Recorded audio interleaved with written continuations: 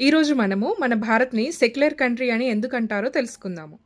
So, మన భారత్‌లో, మన దేశంలో ఉన్న మతాలేంటంటే Hinduism, Islam, Christianity and Sikhism, Buddhism, Jainism. ఇన్ని ఇజాలున్నాయి. ఇన్ని మతాలున్నాయి.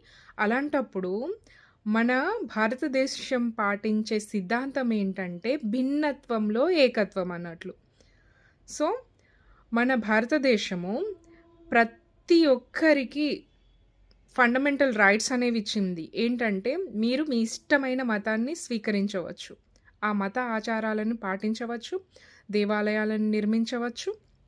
సో, ఇలాంటి రైట్స్ కూడా ఇవ్వడం జరిగింది మన రాజ్యాంగం మనకు.